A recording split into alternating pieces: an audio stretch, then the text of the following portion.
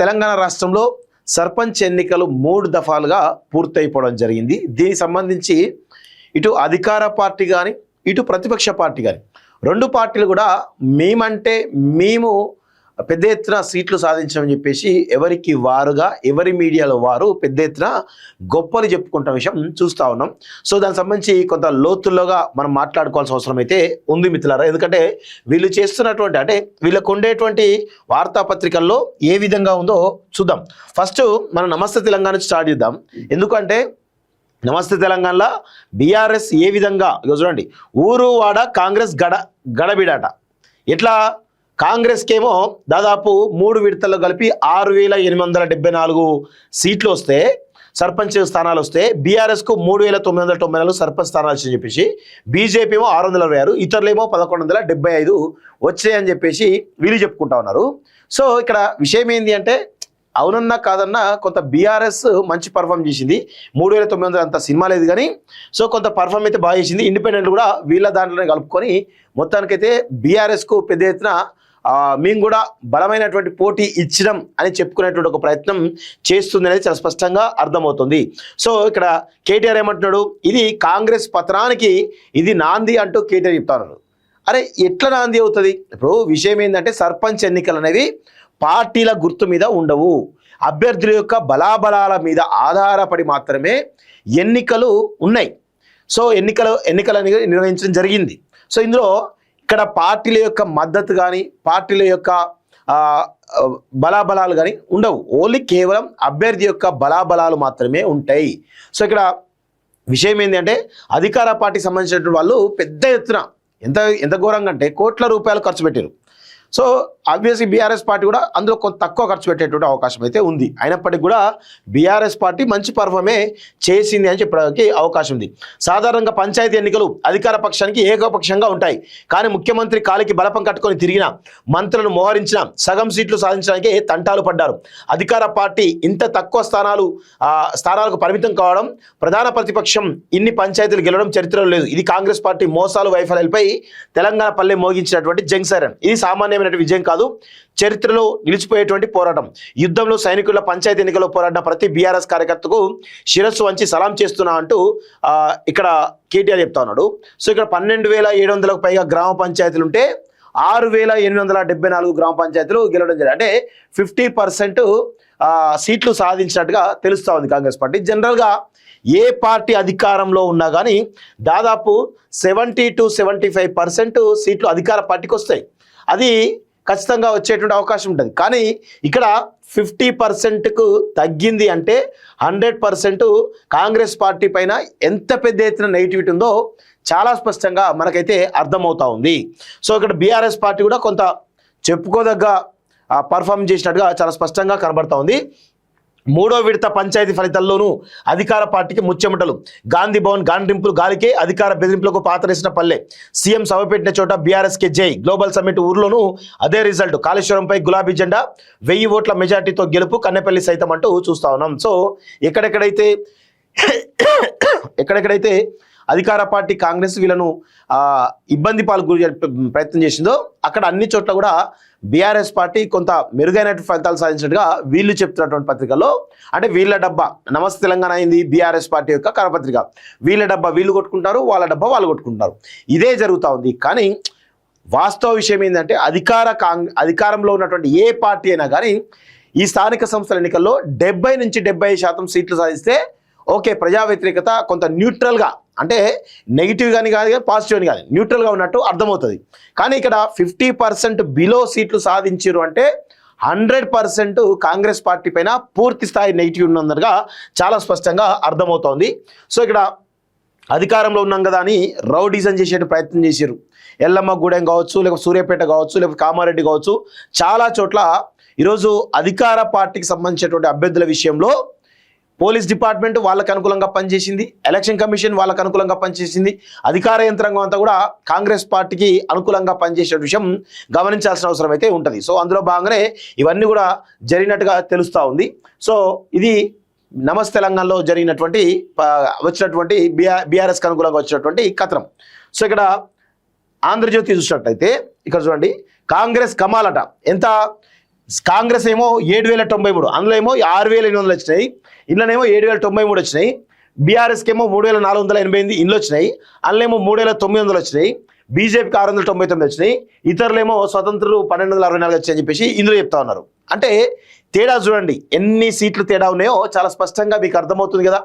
300-400 సీట్లు ఇండిపెండెంట్లు కూడా వీళ్ళ దానిలో కలుపుకొని ఏ విధంగా ఇది కాంగ్రెస్ పార్టీ సంబంధించిన కరపత్రిక వాస్తవం చెప్పాలంటే. సో ఇట్లా మొత్తానికైతే ఎవరికి వాళ్ళుగా మొత్తానికైతే తేడా అయితే కనబడుతున్నట్టు చాలా స్పష్టంగా తెలుస్తూ ఉంది.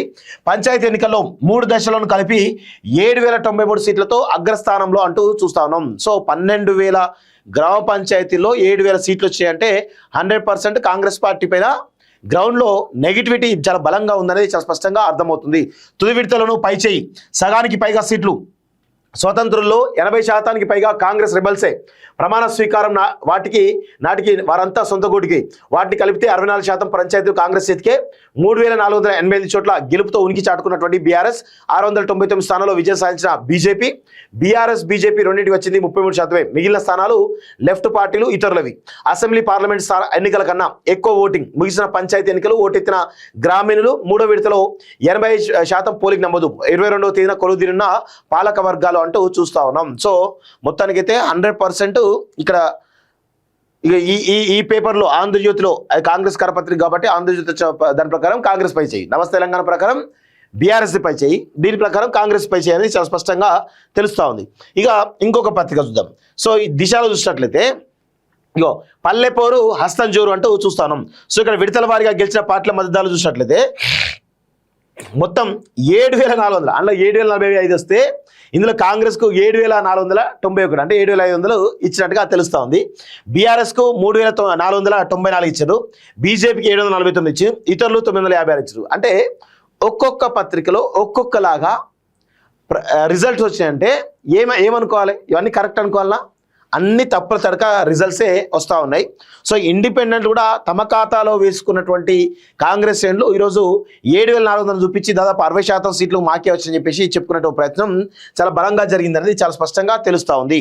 సో 2 ఏళ్ల రేవంత్ రెడ్డి పాలనకు అండగా నిలిచిన గ్రామాలట, అండగా ఏం లేదు, పూర్తి స్థాయి నెగిటివిటీ ఉన్నది. ఎందుకంటే 70% పైగా సీట్లు వస్తే అధికార కాంగ్రెస్ పార్టీకి అండగా నిలిచిన గ్రామాలని చెప్పుకోవడానికి అవకాశం ఉంటుంది. కానీ మీరు 7,400 వచ్చాయి అని చెప్పేసి ఇండిపెండెంట్ కూడా సిపిఐ కూడా మీదాలు కలుపుకున్నారంటే ఎంత భావదారిద్ర పరిస్థితుల్లో అర్థం చేసుకోవాలి. సో అధికార పార్టీకి 3/200 సీట్లు, 3/1 సీట్లు సాధించిన బీఆర్ఎస్, బీజేపీ చాలా చోట్ల గట్టి పోటీ ఇచ్చినటువంటి గులాబీ పార్టీ మెదక్, కరీంనగర్, రంగారెడ్డి జిల్లాలో ఎక్కువ స్థానాలు కైవసం. గతం కన్నా మెరుగుపడిన కాషాయ పార్టీ, గతం కన్నా మెరుగుపడింది, అంతే, గతం కన్నా మెరుగుపడింది కానీ ఎక్కువ సీట్లు రాలేదని చాలా స్పష్టంగా అర్థమవుతుంది. ఇది సర్పంచ్ అభ్యర్థుల ఖర్చు 11,000 కోట్లకు పైనే, సర్పంచ్ల ప్రమాణ స్వీకారం 22కు వాయిదా అంటూ చూస్తా ఉన్నాం. సో మొత్తానికైతే ఏ పార్టీలో ఆ పత్రిక సంబంధించిన దాంట్లో వాళ్ళకి ఇచ్చుకున్నట్టు తెలుస్తూ ఉంది. ఇది దిశకు సంబంధించినటువంటి అంశం. ఇక వెలుగు చూసినట్లయితే ఇగో వెలుగులో చూడండి 7,700 సంఖ్య పెరుగుతూనే ఉన్నది. 6,800 ఏమో నమస్తే తెలంగాణలో వస్తే 7,100 దగ్గర ఆంధ్రజ్యోతి వచ్చింది, 7,400 ఏమో దిశలు వస్తే ఇక వెలుగు అనేది కంప్లీట్ కాంగ్రెస్ కరపత్రిక కాబట్టి 7,700 సీట్లు ఇవ్వడం జరిగింది ఇది కాంగ్రెస్ పార్టీకి. సో బీఆర్ఎస్కి ఏమో 3,490, 635 ఏమో బీజేపీ, 784 ఏమో ఇతరులు ఇవ్వడం జరిగింది. సో మొత్తానికైతే ఎంత దారుణంగా ఉందో ఒకసారి అర్థం చేసుకోండి. 7,700 గ్రామ పంచాయతీలు కాంగ్రెస్కి వచ్చాయట. పంచాయతీలో కాంగ్రెస్ జైత్రయాత్ర అంటూ చూస్తా ఉన్నాం. 3 విడతల్లో దాదాపు 8,000 సర్పంచ్ స్థానాలు కైవసం. మొత్తంగా అధికార పార్టీ చేతికి 62% పంచాయతీలు, 2వ స్థానంలో బీఆర్ఎస్, 3వ స్థానంలో ఇండిపెండెంట్లు, 4వ స్థానంలో బీజేపీ. సో ఇట్లా ఇందులో కూడా 62% పంచాయతీలు వచ్చాయంటే పూర్తి స్థాయి నెగిటివ్ అంటే 70% పైగా వస్తేనే కొంత గ్రామాలలో న్యూట్రల్గా ఉన్నట్టు అర్థమవుతుంది. సో ఇంకా 62% సీట్లు వచ్చినట్టే ఇందులో కూడా కాంగ్రెస్ పార్టీకి నెగిటివిటీ ఉందనేది చాలా స్పష్టంగా అర్థమవుతోంది. సో ఇక ఒకసారి స్వేచ్ఛలో చూద్దాం. స్వేచ్ఛలో ఇంకెంత ఇచ్చిండో ఇలా లెక్కలేమి వేయాలి పెద్దగా. ఏమంటారు, మూడో విడత గ్రామ పంచాయతీ ఎన్నికలను కాంగ్రెస్ పార్టీ సత్తా చాటింది. 4,159 గ్రామ పంచాయతీలకు ఎన్నికలు జరగగా 2,244 గ్రామ పంచాయతీలు కైవసం చేసుకున్నాయి. మొత్తం 3 విడతలను కాంగ్రెస్ పార్టీ మద్దతుదారులు సత్తా చాటారు. 3 దశల్లో కాంగ్రెస్ 6,820 స్థానాల్లో గెలుపొందగా బీఆర్ఎస్ 3,500, బీజేపీ 3 విడతలు అశ్లీల స్థాయిలో ప్రభావం చూపలేదు. 702 గ్రామ పంచాయతీలో సరిపెట్టుకున్నది అంటూ చూస్తాను కదా. సో ఇందులో ఎట్లా వచ్చింది, 6,800 కాంగ్రెస్కి వచ్చినాయి, బీఆర్ఎస్కు 3,500 వచ్చినాయి, ఆ ఇతరులు 702 వచ్చినాయి అంటూ చూస్తాం.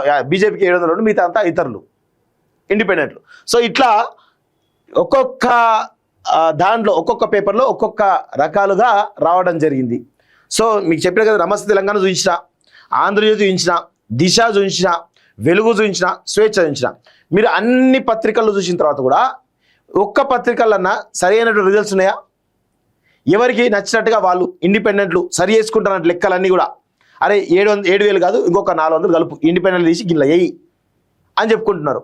అట్లా మరి పరువు తీసుకున్నట్టుగా కనబడతా ఉంది. సో ఓవరాల్గా చూసినట్లయితే 7,000కు దగ్గరలా కాంగ్రెస్ పార్టీకి వచ్చింది, 3,500 దగ్గరలో బీఆర్ఎస్కి వచ్చింది, 700 దగ్గరగా బీజేపీకి వచ్చింది, ఇతరులు 1000 దగ్గరలో ఇతరులకు రావడం జరిగింది. సో దీనిలో 70% సీట్లు వస్తేనే కొంత ప్రజల్లో ఒక బలమైనటువంటి పునాదులు ఆ ప్రభుత్వానికి ఉన్నట్టు. సో పాజిటివ్ కాదు, నెగిటివ్ కాదు, న్యూట్రల్గా ఉన్నట్టు. కానీ ఈరోజు 55% వరకే రావడంతో ఖచ్చితంగా కాంగ్రెస్ పార్టీకి గ్రామాలలో ఈరోజు పెద్ద ఎత్తున నెగిటివ్ వేవ్స్ ఉన్నట్టుగా చాలా స్పష్టంగా అర్థమవుతుంది. కొంత బీఆర్ఎస్ మాత్రం కొంత పుంజుకున్నట్టుగా కనబడతా ఉంది. బీజేపీ చేతులు కనబడితే చాలా స్పష్టంగా అర్థమవుతుంది. ఇది పరిస్థితి. సో ఇండిపెండెంట్లే కొంత 1000కి పైగా ఇండిపెండెంట్ గెలవడం జరిగింది. ఇది ఒక మంచి పరిణామం అని చెప్పడానికి అవకాశం అయితే ఉంది. సో ఇట్లాంటి రిజల్ట్స్ అయితే రావడం జరిగింది. సో దీన్ని బట్టి ప్రజలు డిసైడ్ కావాల్సిన అవసరం అయితే ఉంది. ఏ పార్టీకి పాజిటివ్ పవనాలు, ఏ పార్టీకి నెగిటివ్ పవనాలు, ఈ రిజల్ట్స్ చూస్తే మీకు చాలా స్పష్టంగా అర్థమయ్యేటువంటి అవకాశం అయితే ఉంది.